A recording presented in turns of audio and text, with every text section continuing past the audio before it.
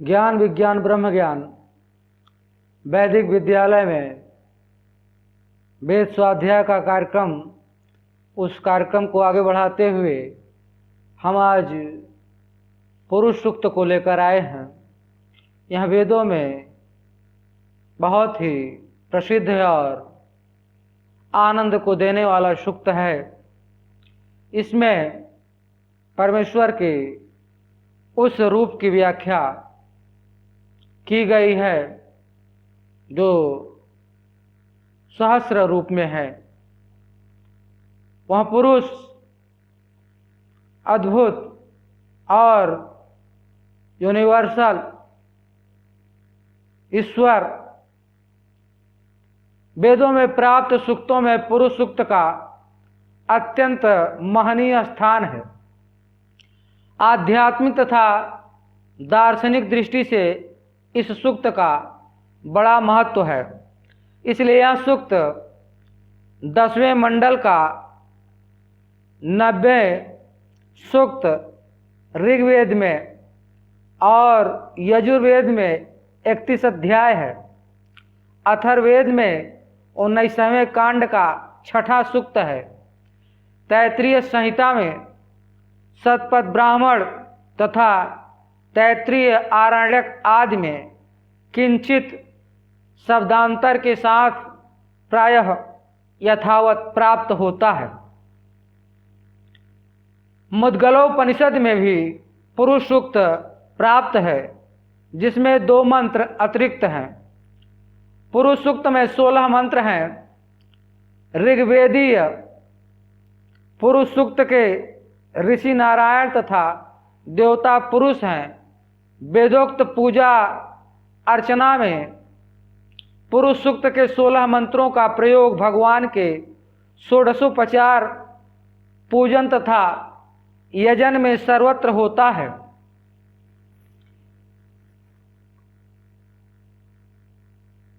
इस सूक्त में विराट पुरुष परमात्मा की महिमा निरूपित की गई है और सृष्टि निरूपण की प्रक्रिया बताई गई है। उस विराट पुरुष को अनंत सिर, नेत्र और चरण वाला बताया गया है। सहस्त्र शीर्षाह पुरुष। इस सूक्त में बताया गया है कि यह संपूर्ण विश्व ब्रह्मांड उनकी एक पाद विभूति है, अर्थात चतुरांश है, चतुर्थ अंश। उनकी शेष त्रिपाद विभूति में शाश्वत दिव्यलोक, वैकुंठ, कैलाश, साकेत आदि हैं। इस सूक्त में यज्ञ पुरुष नारायण की यज्ञ द्वारा यजन की प्रक्रिया भी बताई गई है। यहाँ पर शुक्ल यजुर्वेदी तथा मुद्गलोपनिषद में प्राप्त पुरुष सूक्त का हम आज यहाँ पर कुछ वैज्ञानिक विवेचन करेंगे। हम जो है वेद के मंत्रों पर सीधा सीधा जो मंत्रों का अभाव प्राचीन समय में लोगों ने किया है उसको तो देखते ही हैं, साथ में हम इसका साइंटिफिक जो शोध और रिसर्च का विषय है, जो मेरा स्वयं का अनुभवगम्य है और जो शास्त्रीय संबंध है, उस पर भी विवेचना करेंगे।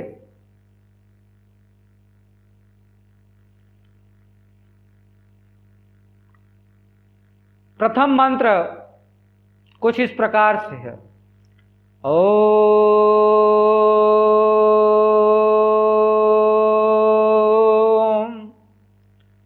सहस्रशीर्षाः पुरुषः सहस्राक्षः सहस्रपाद स भूमिं गं सार्वत स्पृत्वायत्यतिष्ठ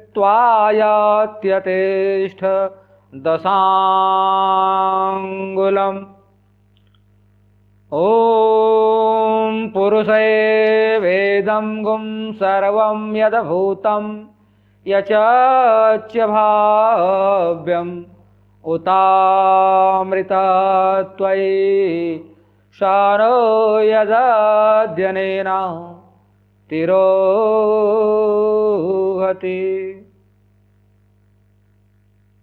ओम उस परमेश्वर का निज नाम है, मुख्य नाम है, प्रमुख नाम है।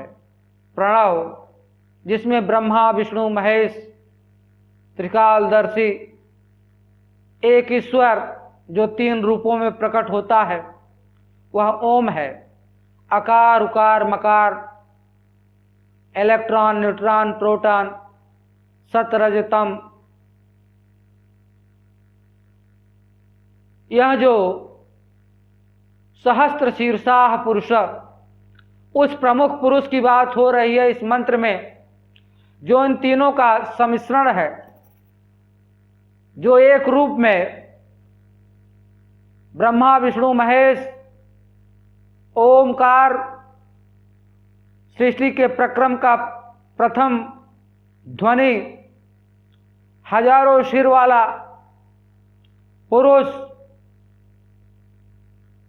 हजारों सिर वाला पुरुष, इसका तात्पर्य यहाँ पर यह है कि वह परमात्मा जो पुरुष है, पुरुष सिर्फ शरीर से पुरुष नहीं, यहाँ पुरुष चेतना को कहा गया है। चेतना स्त्री और पुरुष में एक समान है, इसीलिए जहाँ पर चेतना विद्यमान है उसे पुरुष कहा गया। वह परम पुरुष परमात्मा चैतन्य हजारों सिर और हजारों पैरों वाला,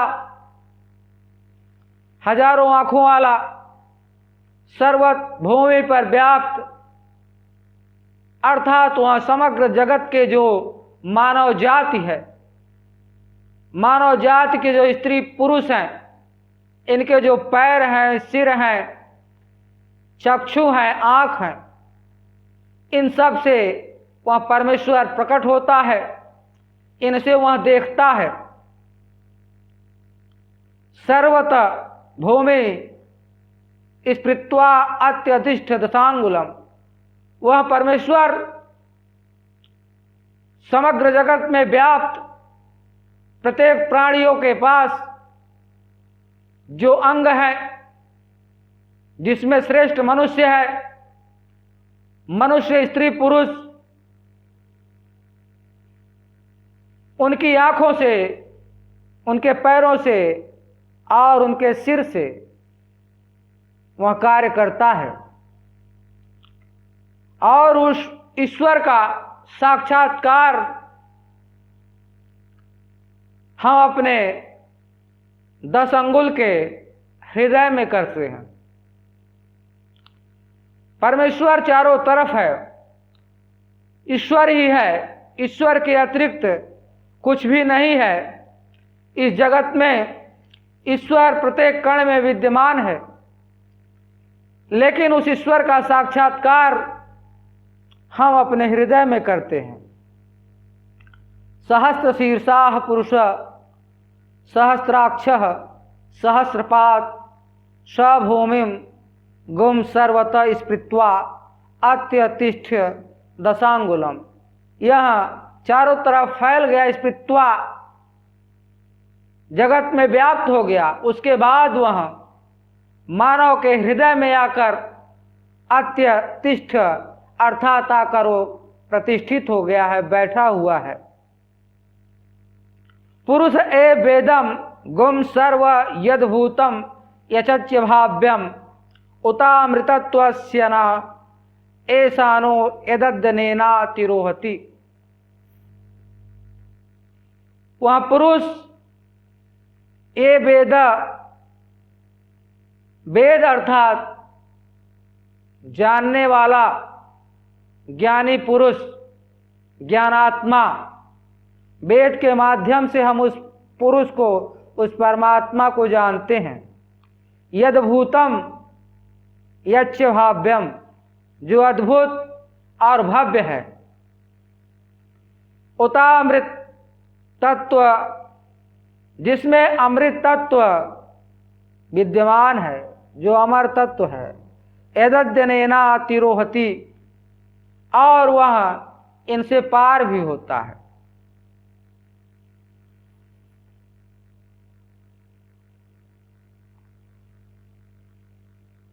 उन परम पुरुष के सहस्त्रों अनंत मस्तक, सहस्त्रों नेत्र और सहस्त्रों चरण हैं। वे इस संपूर्ण विश्व की समस्त भूमि, पूरे स्थान को सब ओर से व्याप्त करके इसे 10 अंगुल अनंत योजन ऊपर स्थित हैं, अर्थात वे ब्रह्मांड में व्यापक होते हुए उससे परे भी हैं, अंदर भी है और बाहर भी है। 10 अंगुल का अनंत योजन यहाँ पर रखा गया। ब्रह्मांड के बाहर भी है, ब्रह्मांड के अंदर भी है, और 10 अंगुल का हृदय है, हृदय के अंदर भी है और हृदय के बाहर भी है। लेकिन हृदय में ही हम उस परमात्मा का साक्षात्कार करने में समर्थ होते हैं। जैसा कि गीता में योगेश्वर कृष्ण ने अपना विराट रूप अर्जुन को दिखाया। वह विराट रूप एक काल्पनिक रूपक है जो चित्रकार ने रचा है। सहस्र शीर्षा विष्णु की प्रतिमा आज भी बहुत सारे मंदिरों में विद्यमान है। तो यह इसी मंत्र से प्रेरणा लेकर यह मूर्तियां बनाई गई हैं और ऐसा कपोल कल्पना किया गया। भगवान कृष्ण की जो उपाधि लोगों ने दिया वह योगेश्वर कृष्ण थे, वह योगी थे। योग के माध्यम से उन्होंने उसे सिद्ध किया। विराट रूप का मतलब जैसे दशानन रावण हुआ तो क्या उसके 10 सिर थे? और भी देवी हैं, उनके बहुत सारे अंग, हाथ पैर दिखाए गए, हाथ दिखाए गए। तो इसका मतलब यह है कि वो अनंत हाथों से, अनंत पैरों से और अनंत बुद्धि जिनके पास है, अनंत ज्ञान जिसके पास है, अनंत मार्ग जो उनके लिए खुले हैं, अनंत प्रकार की विद्याओं में जो महारत को हासिल कर लिया है, उसकी विराटता को अब साधारण रूप से देखा जाए तो मान लीजिए एक छोटा सा बच्चा है। पहले वो अपनी मातृभाषा को समझता है, फिर धीरे धीरे और दूसरी और भाषाओं को सीखता है। ऐसे बहुत सारे विद्वान हमारे समाज में, हमारे देश में, हमारी दुनिया में मिल जाएंगे जो कई प्रकार के भाषाओं को, कई प्रकार की जानकारियों को एक साथ अपने पास रखते हैं और उसमें महारत रखते हैं। तो इसी प्रकार से योगेश्वर कृष्ण और रावण जैसे विद्वान थे। अब उनकी जो है अनंत रूपों में और विराट रूप में प्रस्तुत करने के लिए इस मंत्र से प्रेरणा लेकर बहुत सारी ऐसी विकराल मूर्तियों को बना दिया गया। वास्तव में मूर्ति तो सबसे सुंदर मूर्ति वह परमेश्वर बनाता है और उसकी जो मूर्ति है वह हम और आप हैं। हम ही आप वह देवी और देवता हैं, शिव और पार्वती, विष्णु और लक्ष्मी। इसी के अंदर वह अद्भुत, जैसा कि मंत्र कहता है, अगोचर, रहस्यपूर्ण, भव्य ईश्वर है। यह जो वर्तमान इस समय जगत है, जो बीत गया है और जो आगे होने वाला है, वह सब वे परम पुरुष ही हैं। परम पुरुष, परमात्मा, चेतना साइंटिफिक दृष्टि से रखा जाए तो जो मूल ऊर्जा है परमाणु की, नमस्ते अस्तु विद्युते, नमस्ते अस्तनितनवे, नमस्ते भगवन ननस्तु यतः स्वः समीह से। तो परमेश्वर कैसा है? विद्युत कह दिया गया यहाँ पर मंत्र में, और वह विद्युत ही आगे परमाणु में हो गई, और परमाणु में वो ऊर्जा है, एनर्जी है, और वह एनर्जी जो विद्युत है कभी भी नष्ट नहीं होती। और उन्हीं जो विद्युत है, विद्युत तो सूक्ष्म रूप है परमाणु में जो विद्यमान है, लेकिन वह परमाणु जब आगे जो विकसित होता है, बहुत सारे परमाणुओं के जो कलेक्शन से बहुत सारी चीजें निर्मित होती हैं, नई नई चीजें। समग्र जगत यहाँ जो आपको दिखाई दे रहा है, एक छोटा सा जो घास का फूल है, एक बड़ा सा जो हिमालय पर्वत है, बड़े बड़े जो अंतरिक्ष में ग्रह नक्षत्र और आकाश गंगाएं हैं, और छोटे छोटे हमारे जो घरों में बर्तन हैं, मिट्टी के बर्तन है, स्टील के बर्तन, लोहे सोने चांदी इत्यादि, वह सब परमाणु से बने हैं। परमाणु का अपना एक विज्ञान है। तो यहाँ पर उस परमेश्वर की व्याख्या इस मंत्र में हमें इस प्रकार से समझनी चाहिए कि परमात्मा विद्युत के समान है, लेकिन विद्युत में भी दो प्रकार का विद्युत है। एक चेतन विद्युत है और एक अचेतन विद्युत है। जो चेतन विद्युत है वह केवल एक हिस्सा है, जैसा कि बताया गया।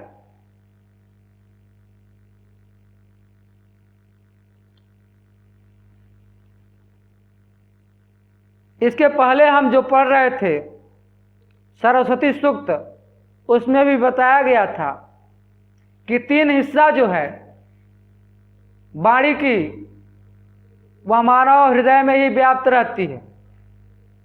मानव हृदय कहने का मतलब है जो अंतर जगत का संसार और अंतर शक्ति में अंतरस्थल है। और चौथा जो बैखरी वाणी है वह प्रकट होती है, बोली जाती है। उसी प्रकार से वह परमेश्वर जो विद्युत रूप में है, तीन हिस्सा जो है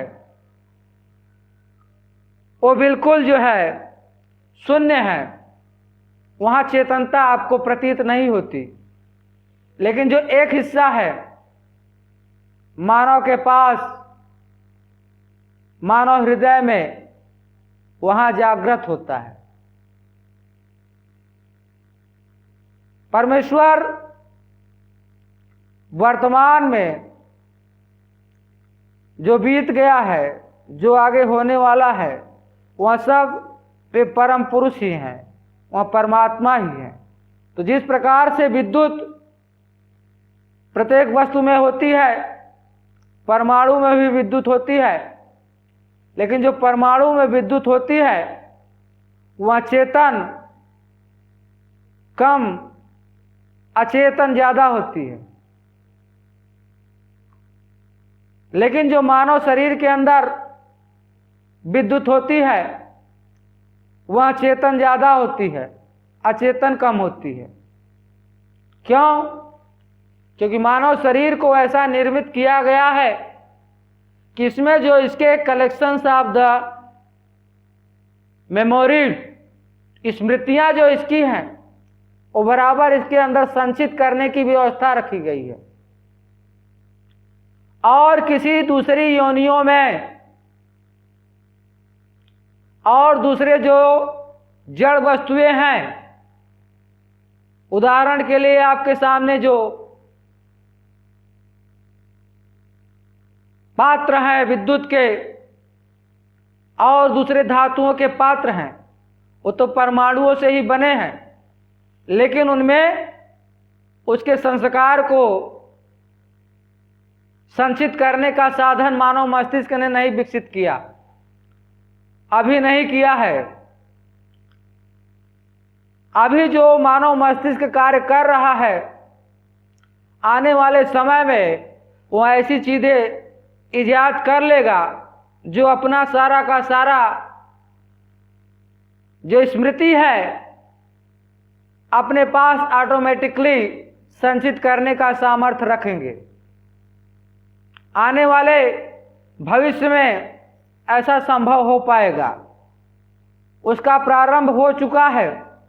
आज आपके सामने जो मोबाइल है, कंप्यूटर है, इंटेलिजेंस जो फ्रीक्वेंसी जो चल रही है वह एक प्रकार की यह प्रारंभिक अवस्था विज्ञान की है इस दिशा में कि जो जड़ वस्तुएं हैं उन जड़ वस्तुओं में भी स्मृति को डाल दिया जाए, जिससे कि यह चेतना के न रहने पर भी अपना कार्य सुचारू रूप से कर सके।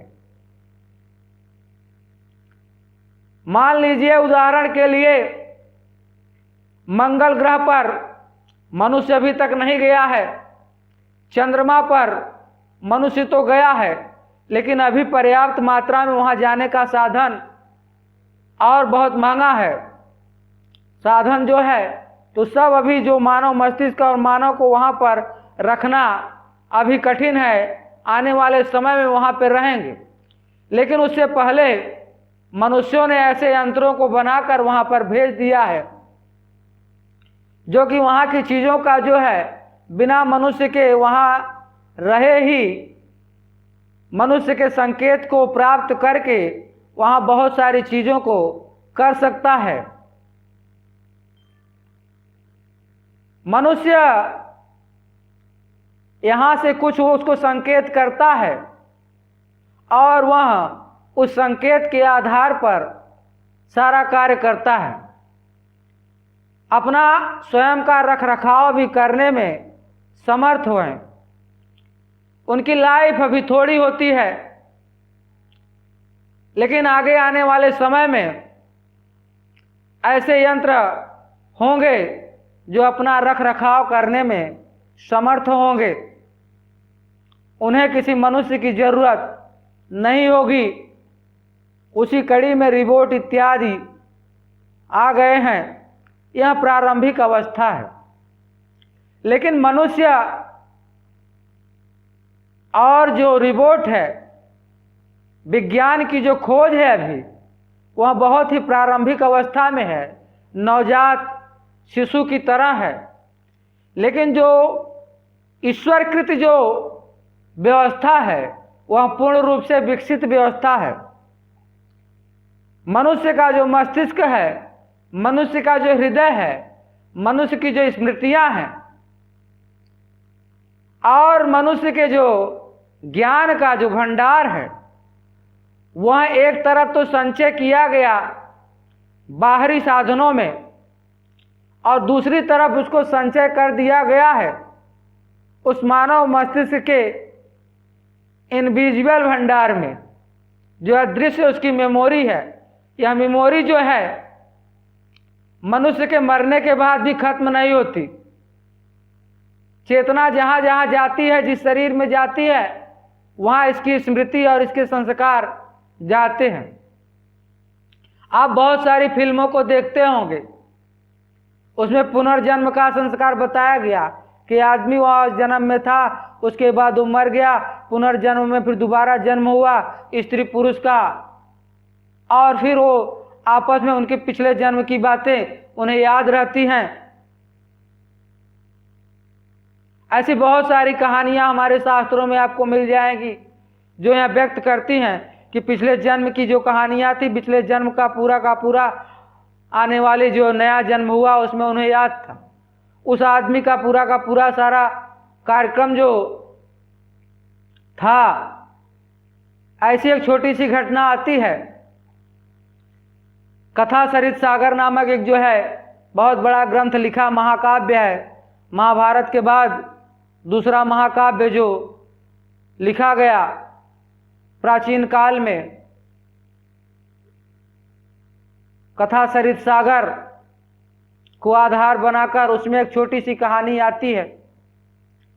एक ब्राह्मण था और उस ब्राह्मण ने जो है एक स्त्री से विवाह किया। विवाह करने के बाद उस स्त्री से उसका बराबर विवाद और कलह होने लगा। उनकी संतानें भी हो गई, फिर भी अशांति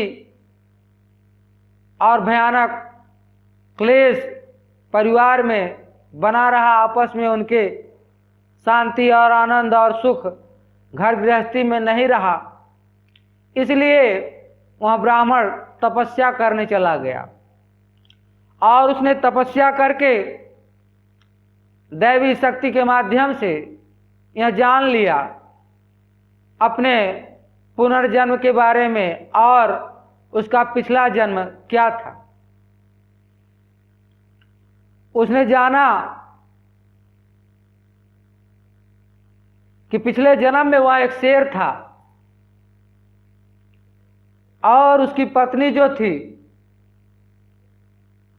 शेरनी थी। इस जन्म की नहीं, अगले जन्म की, जो उसका बीता हुआ पहले का जन्म था। लेकिन जो अभी इस जन्म में उसकी पत्नी थी वह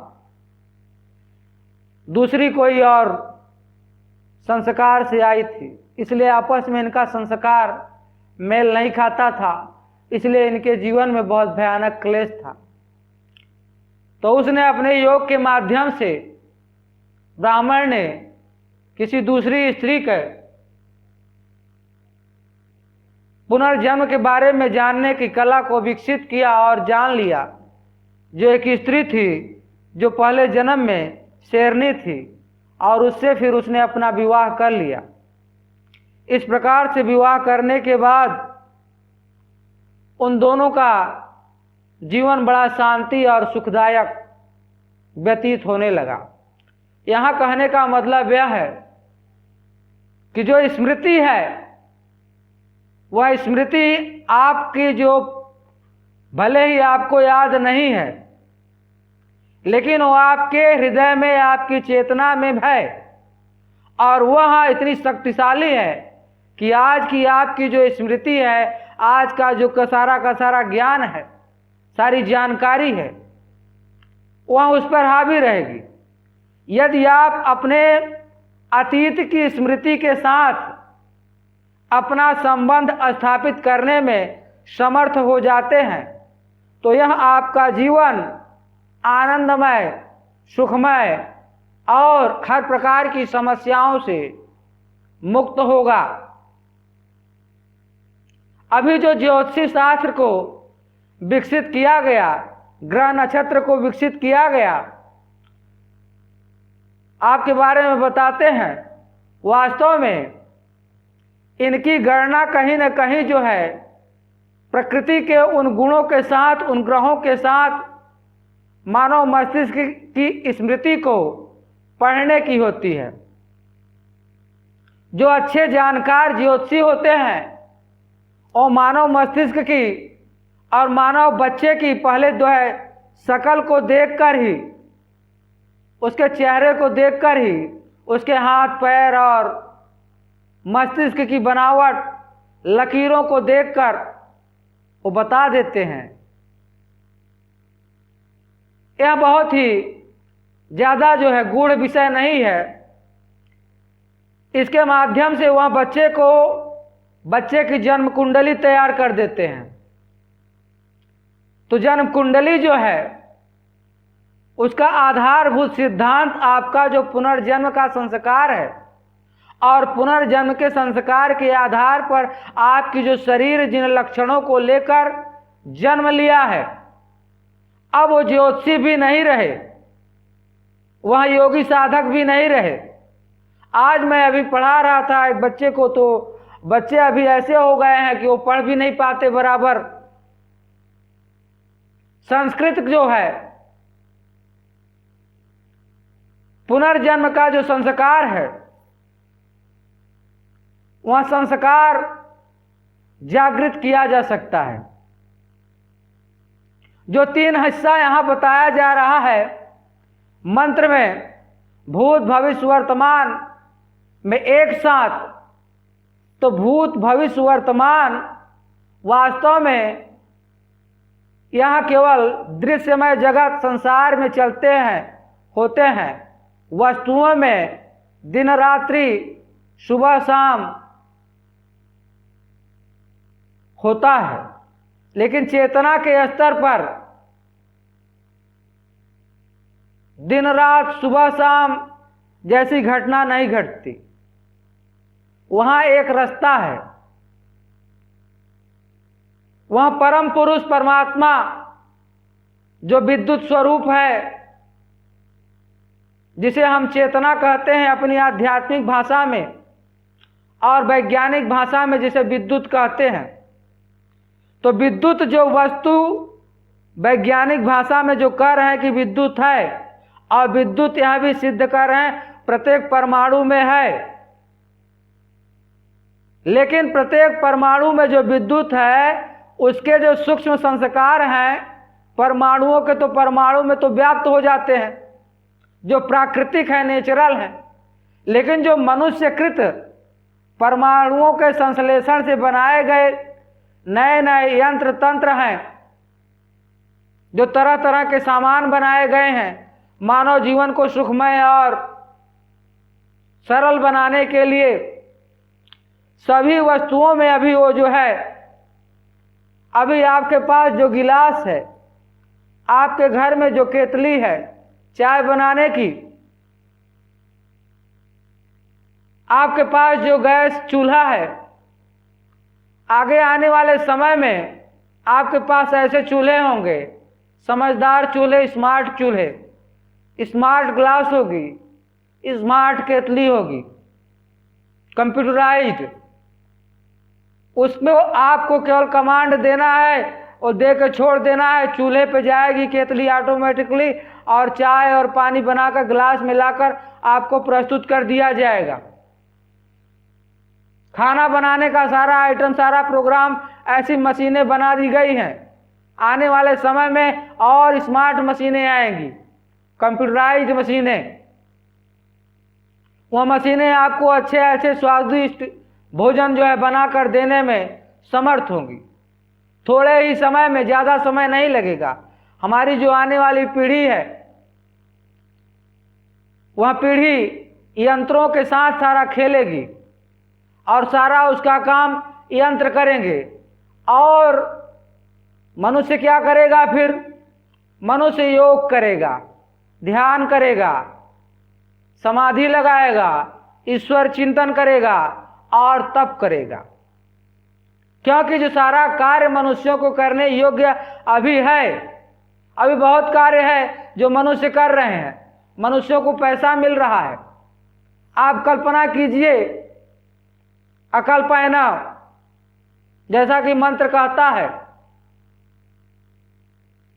कि मनुष्य पैसा कमा लेगा और पैसे का इतना जो है बैंक बैलेंस कर लेगा, खाने पीने का सारी वस्तुओं का संचय कर लेगा, उसे सारा बैकअप तैयार हो गया, अब उसके पास कोई काम करने का रहा नहीं, तो वह क्या करेगा?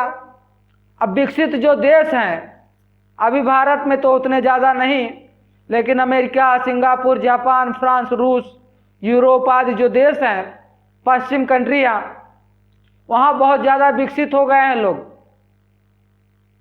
लगभग वो सारा कार्य, लगभग वो कार्य मशीनों पर डालते जा रहे हैं। आदमी खाली होता जा रहा है, आदमी के पास कार्य नहीं है। तो आदमी जो थर्ड क्वालिटी के आदमी हैं, वहाँ तो काम की चेष्टा में लग गए। काम ऐसा, क्रोध ऐसा, रजोगुण समुद्भवा, महापाप्या महानास्या बुद्धि स्मृता भ्रमिता। तो काम अर्थात सेक्स की जो दुनिया है, उस दुनिया में डूब रहे हैं। लेकिन जो बुद्धिजीवी हैं वह योग में लग गए हैं,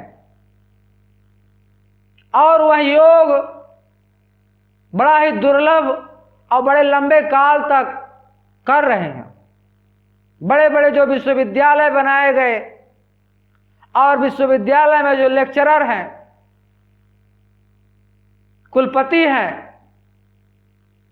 और प्रोफेसर हैं, वह अपना जीवन जो है साधना में लगा देते हैं, योग में लगा देते हैं। बड़े बड़े शास्त्र जो है उन्होंने अनुवादित कर दिया। 20-20 साल, 25-25 साल, 40-40, 50-50 साल तक उन्होंने एक कार्य को किया है। अभी जो है आज भी हो रहा है। साधारण मनुष्यों के उचित ज्ञान नहीं है।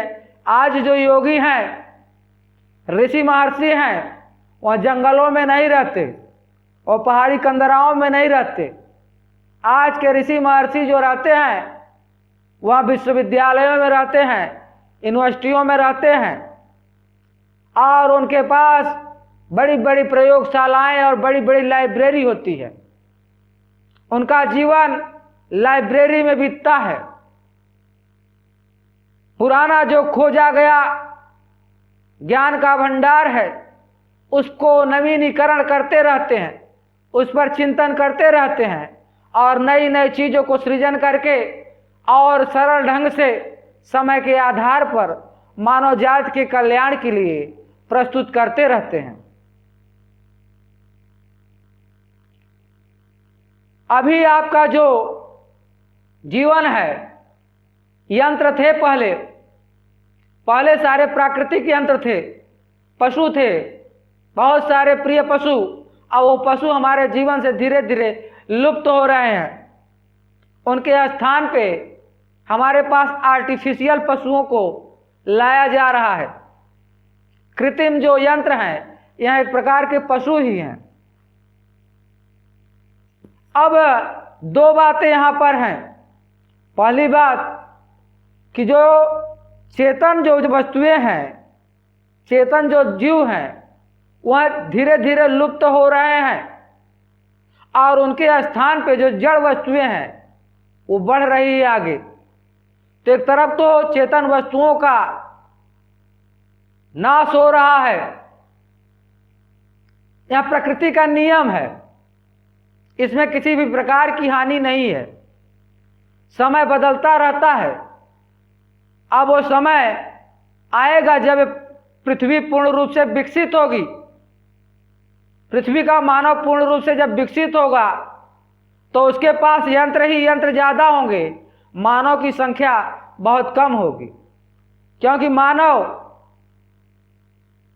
इस पृथ्वी पर विकसित होने के बाद ही किसी दूसरे ग्रह पर जाने में समर्थ हो पाएगा और अपनी नई बस्ती को फिर से बसाएगा और यंत्रों से स्वयं को स्वतंत्र करेगा, प्राकृतिक और जंगली जीवन जिएगा, पहाड़ों और गुफाओं में रहेगा। और जो यहाँ पर बड़े बड़े लाइब्रेरी में बैठे हुए साधक और योगी और संत और वैज्ञानिक है, इनकी जो आने वाली जनरेशन होगी भविष्य की, वो जाकर दूसरे ग्रहों पर गुफाओं में कंदराओं में रहेंगे। क्योंकि अब हमारे यहाँ पर पृथ्वी पर गुफाएं सुरक्षित नहीं रही, कंदराएं सुरक्षित नहीं रह गए, जंगल झाड़ी सब लुप्त हो रहे हैं। लोग मनुष्य इतने ज़्यादा कृत्रिम हो गए हैं, उनकी भूख इतनी बढ़ चुकी है कि आदमी असुरक्षित है। आदमी ने अपने चारों तरफ बड़ी बड़ी मोटी मोटी दीवारें खड़ी कर रखी है, अपने चारों तरफ उसने मिलिट्री लगा रखी है, बड़ी बड़ी सेनाएं खड़ी कर रखी है। जितना बड़ा विद्वान है, जितना बड़ा नेता है, जितना बड़ा साधु है, जितना बड़ा संत है, वैज्ञानिक है, डॉक्टर है, उनकी रक्षा के लिए, क्योंकि उनकी रक्षा सर्वोपरि है। तो आने वाले जो समय हमारा भविष्य है और बहुत ही अद्भुत है, उसमें दो बातें हैं। पहली बात, हमें अपना जीवन आनंद में ले जाना है तो आनंद के लिए हमें साधना करनी चाहिए। और साधना, मैं बार बार कहता हूँ, जंगलों में पहाड़ों में साधु संतों की संतति नहीं है या उनकी केवल ख्याति नहीं है। साधना प्रत्येक बच्चा करेगा। छोटा बच्चा जो है वो अपने जीने की साधना करेगा, बड़ा बच्चा भी करेगा, वृद्ध भी करेगा। साधु संत ऋषि महर्षि कोई बाहर की खेती मूली नहीं है। आपको घर में ही साधना होगा, आपको दुकान साधना है, आपको फैक्ट्री चलाना है, आपको बच्चों को पढ़ाना है, लेकिन साधना है।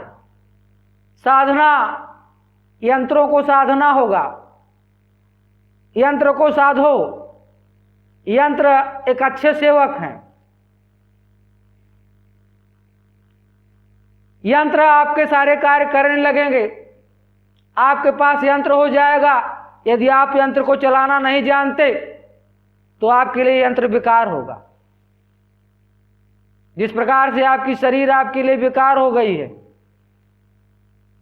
शरीर भी एक यंत्र ही है। आप शरीर का उपयोग करने में बुरी तरह से अक्षम हो चुके हैं।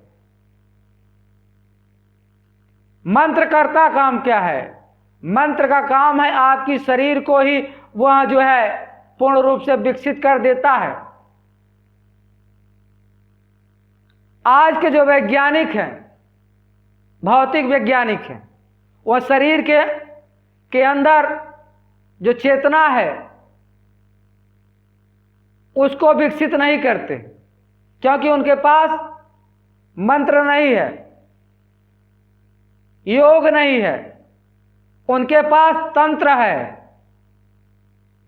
तंत्र से जोड़कर उन्होंने नए नए यंत्र का निर्माण कर दिया। यहां जो यंत्र निर्माण किया जा रहा है,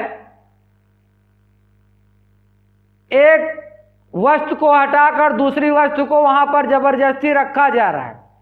इसके पीछे बहुत बड़ा षड्यंत्र हो रहा है। बाजारवाद को विकसित करने के लिए जो प्राकृतिक वस्तुएं हैं, जो ईश्वरकृत वस्तुएं हैं, उनका नरसंहार बुरी तरह से किया जा रहा है। उन्हें लुप्त किया जा रहा है, क्योंकि जो कार्य हम बैलों से कर सकते थे उसके लिए हमें ट्रैक्टर बनाकर बेचना था। इसलिए हमने बैलों का नरसंहार करा दिया। बैलों को खा गए। मांस जो है, जो जमीन में अनाज हमें पैदा करते थे, हमने जमीन को बंजर बना दिया। जमीन में जहर डाल दिया। जमीन पे बड़े बड़े महानगर और बड़ी बड़ी बिल्डिंगें और रोड और सड़क और इतना ज्यादा कचरा पैदा किया कि सारा कचरा से जमीन जो है खराब हो रही। अब उसके स्थान पे हमने नया जो है मार्केटवाद को, विकासवाद को विकसित किया, क्योंकि हमें सभी चीजों को बेचना है। बेचते बेचते इसका भविष्य इतना खतरनाक हो गया, आगे आने वाले समय में इसे अब अपने रहने के लिए नया निवास स्थान खोजना होगा। जैसा कि आज जो है लगे हैं वैज्ञानिक और बड़े बड़े रईस, बड़े बड़े धनपति कि किस प्रकार से मानव जाति को इस ग्रह से किसी दूसरे ग्रह पर स्थापित किया जाए। आने वाले समय में यह संभव होगा कि मानव जो है दूसरे किसी ग्रह पर रहने में समर्थ हो, लेकिन अभी यह बहुत महंगा है। अंतरिक्ष में वैज्ञानिकों ने जो स्टेशन बनाया है वहाँ भी बहुत महंगा है।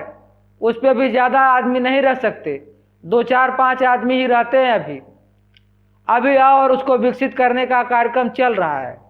तो अभी कार्यक्रम विज्ञान का जो है विकसित हो रहा है धीरे धीरे।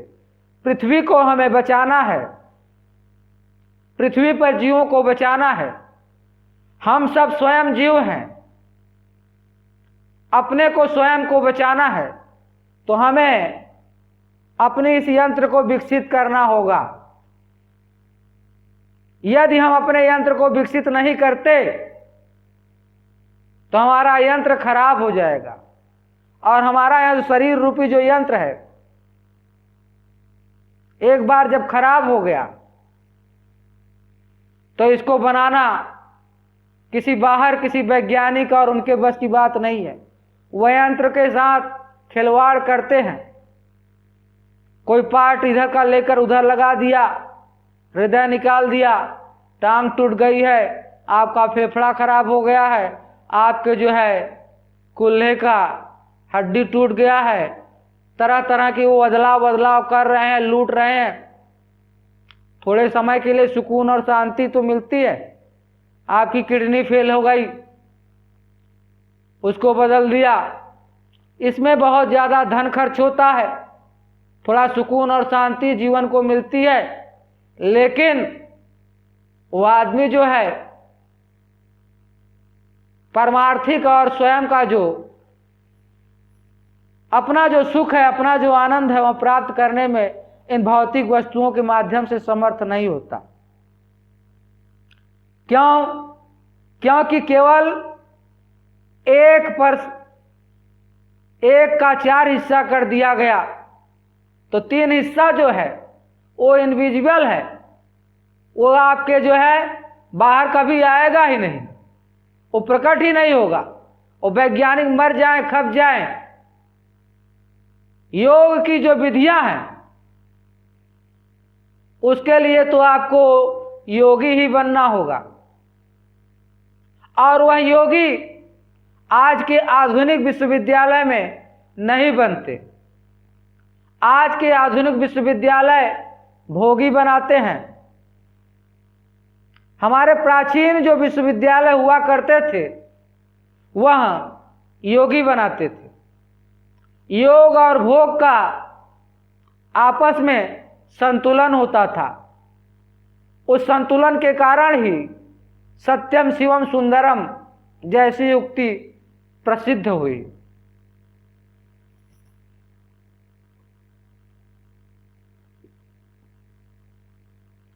अगला मंत्र पुरुष सूक्त का, एतावानस्य महिमा तो जायास्य पुरुषः पादो अस्य विश्वा भूतानि त्रिपादस्यामृतं दिवि। त्रिपादो धर्व उदयत पुरुष पादो अस्य एहा भवत पुनः ततो विश्वंग व्याक्रामत शासनान सने अभि। ओम ततो विराट जायते विराजो यदि पुरुष सजातो अत्यरच्यत पश्चाद भूमि मथो पुरः। तस्माद्यजात सर्वभूतः संभृतं पृषदाज्यं पशुसुतासु चक्रे वायव्या नारायण ग्राम्यास्य। जैसा कि मैंने बताया, एतावानस्य महिमाथो ज्यायास्य पुरुषः।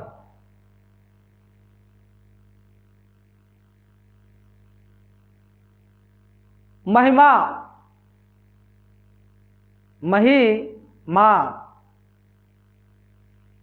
मही बुद्धि। बुद्धि में मैंने बताया था, मेरे जो बात को जो व्यक्ति ध्यान से सुनते होंगे वो समझते होंगे,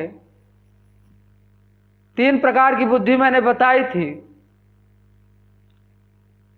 ईड़ा सरस्वती और मही सरस्वती सूक्त की बात भी की थी पहले, मेधा सूक्त की बात की थी।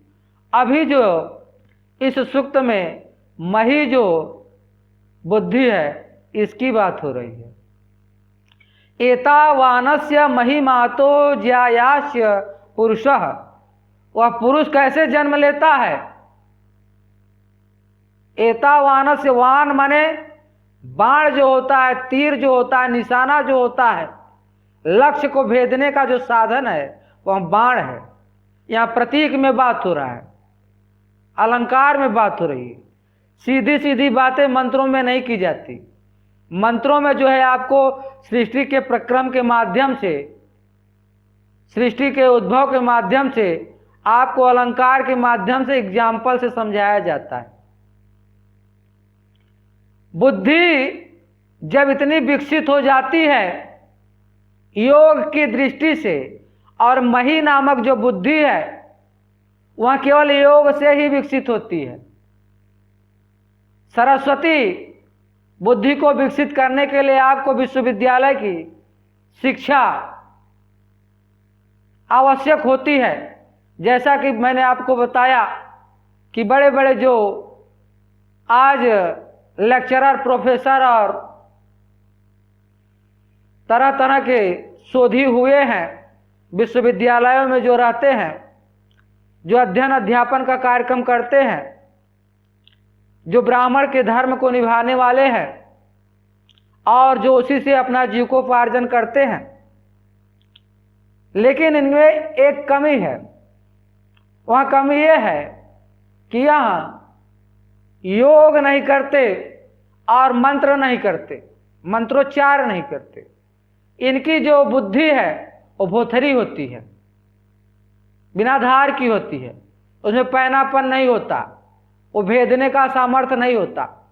आप शेर का शिकार करना चाहते हैं, आपके पास तीर है, बाण है, लेकिन बाण जो है, बाण में पैनापन नहीं है, तीखापन नहीं है, भोथरा है, मोटा है, तो मारोगे तो जाएगा, धसेगा नहीं, चुभेगा नहीं।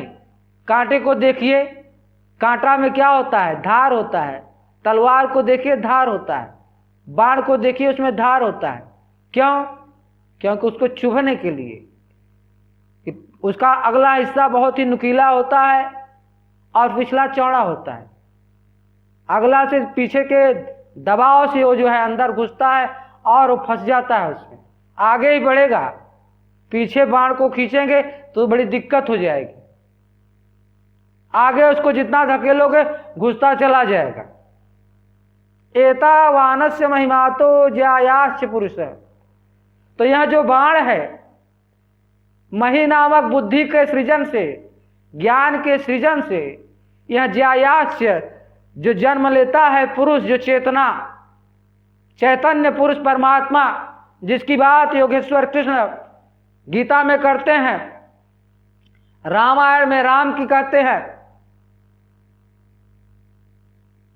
विष्णु और शिव और ब्रह्मा करते हैं, देवी लक्ष्मी, दुर्गा, सरस्वती, ये सब सिद्ध पुरुष हैं। इन्होंने उसको सिद्ध किया। इन्होंने कंदराओं और गुफाओं में रहकर प्रारंभिक काल के हमारे आज गुरु हैं। आज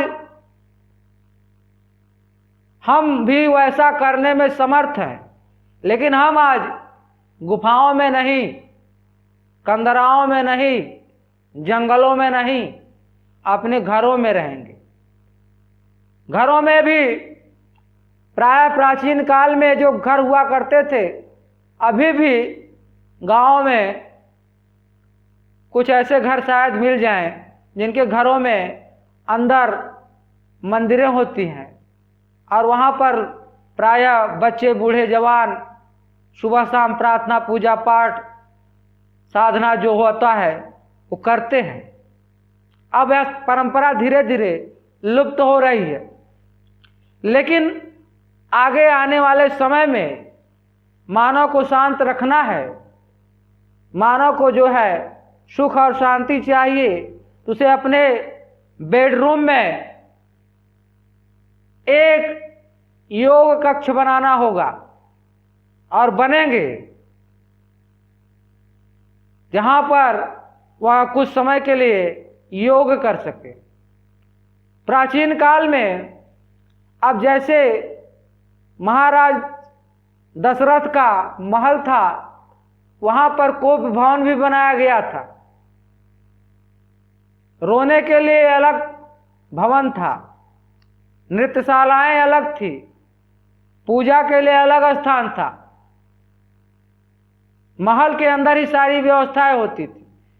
आज भी ऐसा संभव है, लोग करते हैं। जो संपन्न लोग होते हैं प्राय जो ऐसा घर बनाते हैं जहां पर हर प्रकार की पूजा पाठ की, योग की, ध्यान की, नाच के, गाने की, पढ़ने की, लिखने की और भी कार्य करने के अलग अलग कक्ष होते हैं। मनुष्य जितना विकसित होगा उतना चीजें को विकसित करेगा, यंत्रों को विकसित करेगा। उसी प्रकार से हम अपने मानव मस्तिष्क के माध्यम से इस मस्तिष्क को सृजन के माध्यम से इसको विकसित करने और इसको विकसित करने का पूरा मौका बाहर समाज में, संसार में, दुनिया में मनुष्य को नहीं मिलता। पहले समय में क्या होता था कि प्रायः जो संपन्न लोग होते थे, ऐसे संपन्न लोगों की कथा हमारे पास पहुंचती है, इतिहास जो हमें बताता है। वह देश और राज्य को छोड़ देते थे, चले जाते थे जंगल में। लेकिन जो बहुत संपन्न लोग नहीं थे, क्या वह लोग योग नहीं करते थे, ध्यान नहीं करते थे, पूजा पाठ नहीं करते थे? करते थे, लेकिन उनका इतिहास नहीं लिखा गया। इसका मतलब यह नहीं कि ऐसे लोग थे ही नहीं, ऐसे लोग भी थे। लोग अपनी व्यवस्था के आधार पर, जहाँ जिसके पास जो बरगद के पेड़ के नीचे रहता था, तो बरगद के वृक्ष के नीचे ही उनका सारा व्यवस्था, सारी साधनाएं हो जाती थी, सारा घर गृहस्थी बस जाता था, सारा परिवार, ऋषि महर्षि, ऐसे बहुत सारे वैदिक आख्यान आते हैं। ऋषि महर्षियों ने जो है घने वृक्षों के नीचे ही बड़ी साधनाएं और तपस्याएं की। आज आपको भी साधना करना होगा, और यह साधना आपको अपने घर में करना होगा। जब आपके पास खाने पीने के लिए, रहने के लिए वस्तुएं हो जाएं, और आप थोड़ा बैकअप बना ले कि साल 6 महीना कोई दिक्कत नहीं है, और यह उनके लिए ज़्यादा आसान है जो खेती बाड़ी का काम करते हैं, क्योंकि खेती बाड़ी के कार्यक्रम में ज़्यादा समय तक उसमें व्यस्त नहीं रहना पड़ता। खेती हुआ, उसके बाद खाली समय मिलता है। ऐसे किसान जो है अपने घरों में, किसानों के लिए प्रकृति के साथ संबंध स्थापित करना, जमीन के साथ रहना, मिट्टी पानी के साथ रहना भी आसान होता है। आज जो है लोग किसानी को भी छोड़कर भाग रहे हैं। ऐसे बहुत सारे लोग हो गए, जो नए बच्चे आ रहे हैं वह खेती करना नहीं चाहते, वे नौकरी से भाग रहे हैं, क्योंकि उनके माता पिता ने उन्हें ऐसा बना दिया। पृथ्वी से जो हमारा संपर्क है वो धीरे धीरे टूट रहा है, और हम जो है चंद्रमा और मंगल ग्रह से अपना संबंध स्थापित करना चाहते हैं। लेकिन हमें यह नहीं पता है कि चंद्रमा और मंगल ग्रह पर पहुंचना हमारे लिए उतना आसान नहीं है जितना आसान हमारे लिए पृथ्वी पर रहना है। तो जो आसान कार्य है उसे हमारी आज की जो शिक्षा है वो कठिन और जटिल करती जा रही है, उसे नष्ट करती जा रही है, क्योंकि हमें व्यापार करना है, हमें लोगों को लूटना है, लोगों को बीमार करना है। कुछ ऐसे, सभी नहीं, लेकिन जो कुछ ऐसे धूर्त किस्म के लोग हैं जो ऊपर बड़े आसन पर पदासीन हैं, जो बड़े उद्योगपति हैं, अब उनकी ऐसी बुद्धि ही है, उनका भी दोष नहीं है, क्योंकि उनको ऐसी शिक्षा ही दी गई, ऐसे विश्वविद्यालय से पढ़ कर आए, ऐसे नेता हो गए जो राजा किस्म के लोग हैं, धनी लोग हैं, उनके पास भी यही बुद्धि है। क्योंकि यह चीज जो है बाहर है ही नहीं। इसके लिए तो सिर्फ आपको ईश्वर की स्तुति, ईश्वर की उपासना, मंत्रोच्चार और योग ही साधन है। और योग की शिक्षा को पूरी तरह से नष्ट करने का सारा प्रपंच समाज में चल रहा है। समाज में जो प्रपंच विकसित किया जा रहा है, योग को भी आसन सिद्ध किया जा रहा है। 21 जून को बना दिया गया योगा डे। अब जाके लोग जो है योग कर रहे हैं, वहां आसन लगा रहे हैं। आसन अलग चीज है, व्यायाम अलग चीज है। यह बॉडी बिल्डिंग की एक प्रक्रिया है। यदि आप योग करते हैं, मैं जब योग करता हूं तो मेरे शरीर में अचानक सुधार होने लगता है, शरीर विकसित होने लगती है आसन करने से। लेकिन जब ध्यान किया जाता है तो ध्यान करने से शरीर नहीं विकसित होती, आत्मा विकसित होने लगती है। तो इस बात को बड़ी गहराई से आप समझ लें कि ध्यान योग, मुझे बहुत अच्छी तरह से याद है, हम इलाहाबाद में रहते थे, छोटे बच्चे थे, वहाँ पे पढ़ाने के लिए ले जाया गया था। हमारे पेरेंट्स जो हैं, वहाँ पर एक जो मामा जी थे, वो अब मंदिर बनाए थे घर के अंदर, छोटा सा 2-3 कमरों का उनका मकान था। बहुत पुरानी बात हो गई, मुझे याद है अभी भी, मैं बहुत बच्चा था उसमें। उस मंदिर में वो जो है बैठकर मंदिर के सामने 5-5 घंटे 4-4 घंटे तक पूजा में लीन रहते थे। उनकी शरीर 7 फीट लंबा, जवान, 50-60 साल उनकी उम्र थी, और शरीर अब शायद होंगे इस समय कि नहीं, मुझे पूरी तरह से नहीं पता है, बहुत पुरानी बात है। तो वो जो है ध्यान और योग जो है करते थे, और अपना घर गृहस्थी भी बहुत अच्छी तरह से चलाते थे। उनके 3-4 लड़के और लड़कियां थे उस समय, अभी भी हैं, इलाहाबाद में उनका कार्यक्रम है, अभी भी वो लोग रहते हैं। लेकिन मुझे जो है गए बहुत दिन हो गया, बच्चा था तभी था, उसके बाद मैं दोबारा कभी गया नहीं। तो कहने का मतलब कि ऐसे जो है योगी और साधक आज भी जो है कहीं ना कहीं आप तलाश करेंगे तो मिल जाएंगे। आज मंदिरों को जो है बृहद बनाया जाने लगा, कुछ एक मंदिरें बन रही हैं, छोटी मंदिरें बने, घरों के अंदर बने, और वहाँ पर जो माता पिता पूजा पाठ और ध्यान करेंगे उसका संस्कार बच्चों पर पड़ेगा। और यहाँ शिक्षा आपके अंग्रेजी युद्ध जो युद्ध स्तर पर लूटने के व्यापार में लगे हैं वहाँ नहीं होगी। हमारी संस्कृति और हमारा सभ्यता,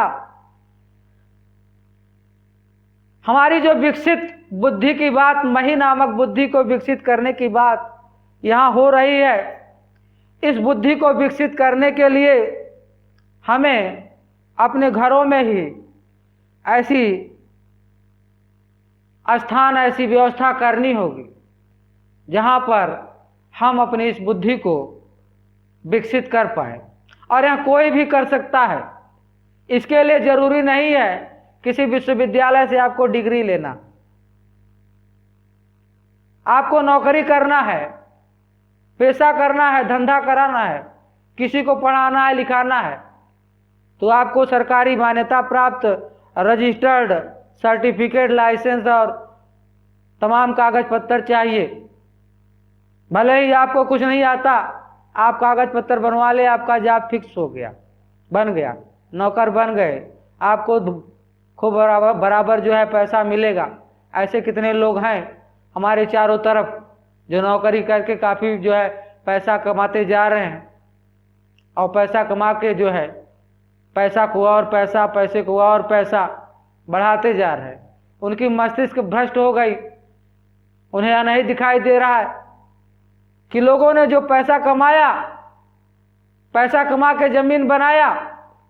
मैं ऐसे परिवार से संबंध रखता हूं जिनके पास अतीत में हजारों बीघा जमीन हुआ करती थी, आज भी वो जमीन है, बहुत भागों में टूटा हुआ है, बहुत सारे लोग मालकियत जो है उस पर रखते हैं। पहले एक मालिक की थी, आज उसमें सैकड़ों मालिक हो गए।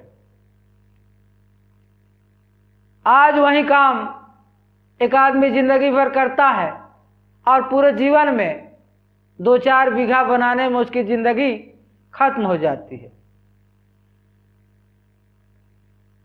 यदि वह स्वयं को बनाने पे लग जाए, वह प्रोफेसर, तो उसका परिवार,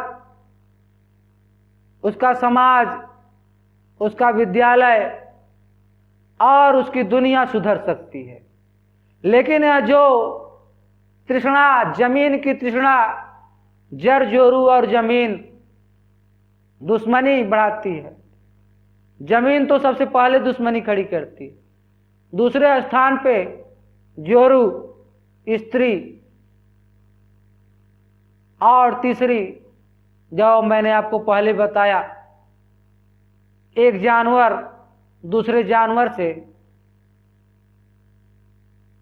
क्योंकि जिस प्रकार से सांप और न्योला, जो सांप है और न्योले से, न्योला सांप से, बिल्ली और कुत्ता, इनका आपस में संघर्ष होता है। बहुत कम आप ऐसा देखेंगे अपवाद रूप में कहीं आपको कोई दिखाई दे कि सांप और न्योला नहीं लड़ते, लेकिन भविष्य में ऐसे सांप और न्योले विकसित कर लिए जाएंगे जो आपस में प्रेम से रहेंगे, क्योंकि उनके संस्कार को काट दिया जाएगा, उनका जीन जो है ट्रांसप्लांट किया जा रहा है। अब नए प्रकार के जीव भी उत्पन्न किए जा रहे हैं। आने वाले समय में आपको स्त्रियां न्यून होगी, पुरुष ज़्यादा होंगे, या स्त्रियां ही होगी, पुरुष कम हो जाएंगे, क्योंकि इस पे विज्ञान जो है शरीर पर काम कर रहा है और नई नए शरीर की सारी जो कलाकृति है, सारी जो गणित है, उसका अध्ययन करके इस पे प्रयोग पर प्रयोग नए नए कर रहा है। लेकिन जो यहाँ हमारी जो मंत्र की जो बात है, एतावानस महिमातो ज्यायाश्च पुरुष, इस पुरुष को कैसे उत्पन्न करेंगे? यहाँ पुरुष बुद्धि से विकसित होगा, और बुद्धि को हम जब कुंद कर देंगे तो यहाँ पुरुष नहीं विकसित हो पाएगा। यहाँ जो चेतना रूपी पुरुष है, जो स्त्री और पुरुष में ही जागृत होने में समर्थ है और दूसरे प्राणियों में यहाँ जागृत नहीं हो पाता, इसीलिए तो हम गायों को और बैलों को और बकरियों को और मुर्गियों को काट काट के खा रहे हैं।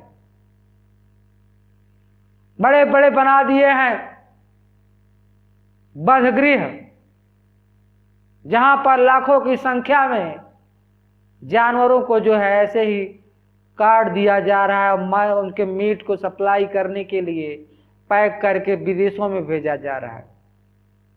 और विदेशों से तरह तरह की जो है लिपस्टिक और प्रसाधन की सामग्रियां स्त्रियों को सजाने और संवारने के लिए मंगाई जा रही है। बड़ी ही दयनीय स्थिति है। इस दयनीय स्थिति से मानव मस्तिष्क को स्वतंत्र करना आसान कार्य नहीं है, लेकिन उतना कठिन भी नहीं है। यदि हम मंत्रों को पकड़ लेते हैं और मंत्रों के पकड़ने के साथ साथ मंत्रों को समझने में समर्थ हो जाते हैं, तो हम ऐसी संस्कृति को विकसित करने में समर्थ हो जाएंगे जो प्रकृति के साथ तादात्म्य स्थापित करने में समर्थ होगी, जो विषयों में आनंद को नहीं खोजेगी, जो अपने अंदर ही आनंद को प्राप्त करने में समर्थ होगी। बच्चा जो है, छोटे बच्चे को हम ऐसे संस्कार दे देंगे प्रारंभ काल से ही कि आगे आने वाले समय में वह हर प्रकार से स्वयं को सबल बना लेगा। उसके लिए समस्याएं कम, समाधान ज़्यादा होंगे। जिस प्रकार से कृष्ण और राम हुआ करते थे, कृष्ण और राम पुरुष ही थे, स्त्रियां थी, बहुत सारी ऋषिकाएं हुई हैं, तो इनके पास विकसित मस्तिष्क था। जिस मस्तिष्क को विकसित करने की बात यहाँ मंत्र में किया जा रहा है।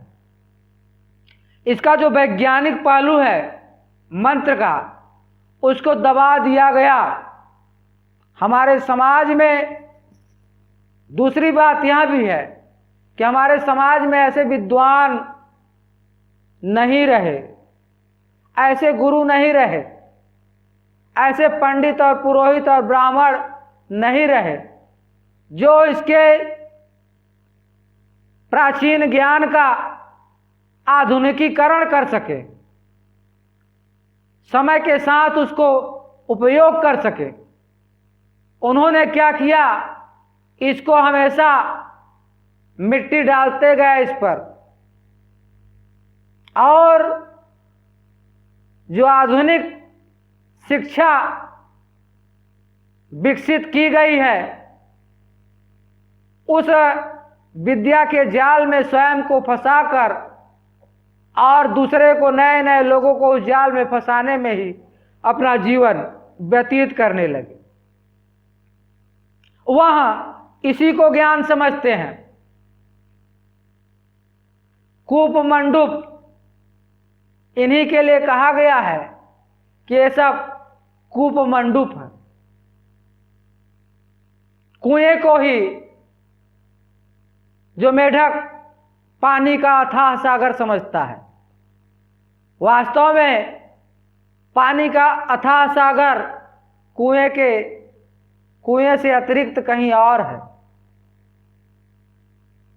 कुएं में जब मेढक वहां डुबकी लगाएगा तो हो सकता है, संभव है कि वह उस पानी के अंदर से, जमीन के अंदर व्याप्त पानी से लिंक कर ले, और जमीन के अंदर जो पानी है वह पानी का लिंक सागर से हो जाए, और उस सागर का लिंक जो है वाष्प के द्वारा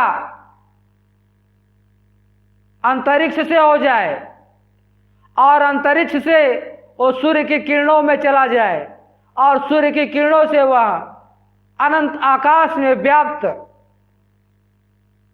हो जाए। आप समझिए, यह जो कूप मंडूप नामक विद्वान ब्राह्मण है, जब यह बाहर की तरफ भागेगा, इनके पास, उनके पास, विद्यालय में और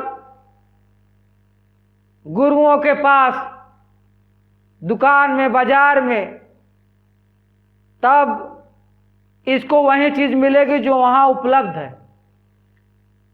लेकिन यह जब अपने अंदर भागेगा, उसमें गोता लगाएगा, ध्यान का गोता लगाएगा, योग का गोता लगाएगा, मंत्रोच्चार का गोता लगाएगा, मंत्रों में जब उतरेगा, तब वह उससे पहले तो ऐसा लगेगा कि अंदर जाने का मार्ग है, अंधेरे में खो जाएंगे, लेकिन अंधेरा थोड़ा ही दूर जाना अंधेरा है। अब पृथ्वी को क्रॉस करते ही आप अंतरिक्ष में चले जाओगे। अंतरिक्ष से सूर्य का संपर्क तो प्रकाश ही प्रकाश है। प्रारंभ काल में आपको थोड़ा सा दिक्कत होगा इस मही नामक बुद्धि को विकसित करने में। एतावानस्य महिमातो जायाश्च पुरुष पादो अस्य विश्वाभूतानि त्रिपादस्यामृतम दिवि। पादो अस्य विश्वा, संपूर्ण विश्व ब्रह्मांड इसके पैरों के नीचे है। भूतानि, भूत, जितने प्रकार के भूत हैं, पंच महाभूत माने गए हैं मुख्य रूप से, पृथ्वी, जल, अग्नि, वायु और आकाश। 5 ज्ञानेंद्रियां भी हैं। उन्हीं भूतों के आधार पर 5 ज्ञानेंद्रियां आपके शरीर में बनाई गई है। अग्नि का काम तेज, प्रकाश, सूर्य। त्रिपादस्यामृतम दिवि, जो मैंने बताया बार बार कि 3 पाद, 1 के 4 भाग कर दिया गया तो 1 भाग बाहर आ गया संपूर्ण विश्व का, ये संपूर्ण दृश्यमय विश्व ब्रह्मांड आ गया, इसमें कुछ भी नहीं बचा। लेकिन 3 भाग इसका जो है अदृश्य भाग है उस ईश्वर का, परम पुरुष का, जो परम पुरुष हम सब में विद्यमान है। त्रिपादो धर्व उदयत पुरुष पादो यसेहा भवता पुनः। त्रिपादो धर्व उदयत पुरुष पादो असेहा भवतः पुनः। मैं इसका अभी जो विवेचन कर रहा हूं यह मेरा स्वयं का है।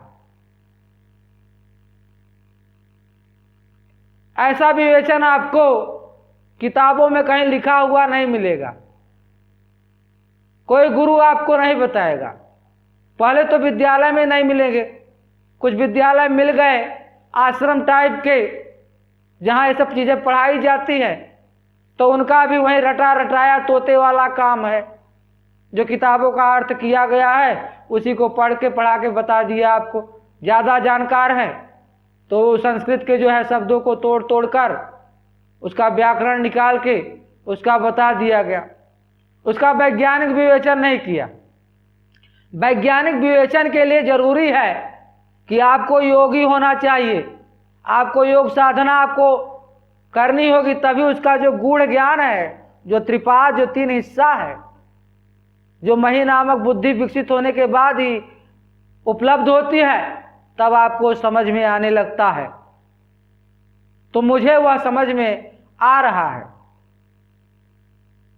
त्रिपाद धर्व उदयत पुरुष। अब उदयत पुरुष जो 3 पाद वाला, 1 पाद तो बाहर का हिस्सा हो गया, पूरा दिखा दिया विश्व ब्रह्मांड, लेकिन जो 3 पाद है इंटरनल, जो आंतरिक है, उसको हमने बुद्धि के माध्यम से खोल लिया, देख लिया, उदयत अर्थात प्रकाशित कर लिया, उदित हो गया।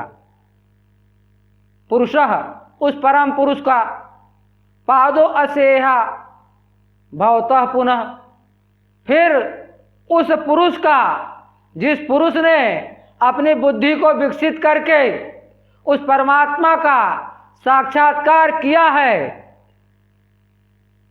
वह पुरुष पुनः दोबारा फिर से संपूर्ण विश्व ब्रह्मांड का स्वामी हो गया, वहीं ईश्वर हो गया, वहीं ब्रह्मा विष्णु महेश हो गया, और वहीं कृष्ण और वहीं राम हो गया, वहीं जो है सीता सावित्री दुर्गा और लक्ष्मी हो गई। इसका वैज्ञानिक निरूपण जो किया जा रहा है, विवेचन किया जा रहा है, इस मंत्रों पर विचार हम निरंतर करेंगे। अभी हमने केवल 1-2 मंत्रों को ही लिया, क्योंकि यह कार्यक्रम जो है लंबा खींचने वाला है। मैं लाख चाहने के बावजूद ज़्यादा जो है इसको लंबा नहीं कर सकता।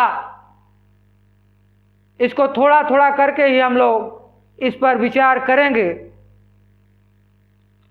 फिर हम इन मंत्रों पर विचार करेंगे। आगे के मंत्रों पर अगली बार शांति पाठ। ओम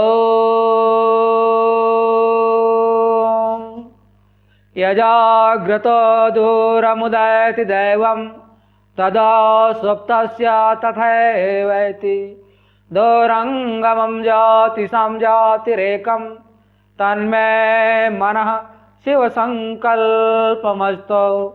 ओमेन कर्माणि पशु मनीषिणो यज्ञ किड्वन्तो विदधे सुधीरा यदपूर्वं याक्षमन्तः प्रजानां तन्मे मनः शिव संकल्पमस्तु। ओम यत्प्रज्ञानमुतचेतो धृतस्य यज्ञोतिरन्तर मृतं प्रजासु यस्मान् ऋते किंचन कर्म क्रियते तन्मे मनः शिव संकल्पमस्तु। ओम एनेदं भूतं भुवनस्यात् भविष्यात् परिगृहे तं मृतेन सर्वं येन यज्ञस्तायते सप्तहोता तन्मे मनः शिवसङ्कल्पमस्तु। ॐ यस्मिन् चिता सर्वमुक्तं प्रजानां तन्मे मनः शिवसङ्कल्पमस्तु। ॐ यस्मिन् ऋचः साम यजुंस्य यस्मिन् प्रतिष्ठिता रत्नाभाविवार यस्मिन् चितं सर्वमुक्तं प्रजानां तन्मे मनः शिवसङ्कल्पमस्तु। ॐ सुसारथिर्स्वानेव यन्मनुष्यान्यनीयते आभिर्सुरभार्जिनय इव रेत्प्रतिष्ठं यदजिरं जविष्ठं तन्मे मनः शिवसङ्कल्पमस्तु। ॐ अभयं मित्रादभयं मित्रादभयं जातादभयं परोक्षात् दभयं नाक्तभयं देवान् सर्वायासामं मित्रं भवन्तो। ॐ अभयं मित्रादभयं मित्रादभयं जातादभयं परोक्षात् दभयं नाक्तभयं देवान् सर्वायासामं मित्रं भवन्तो। ॐ देव शान्तिरन्तरिक्षं शान्तिः पृथिवी शान्तिराप शान्तिरौषधय शान्तिः वनस्पतयः शान्तिर्विश्वे देवा शान्तिर्ब्रह्म शान्ति सर्वं शान्ति शान्तिरेव शान्ति सामा शान्तिरेधि। ॐ शान्तिः शान्तिः शान्तिः।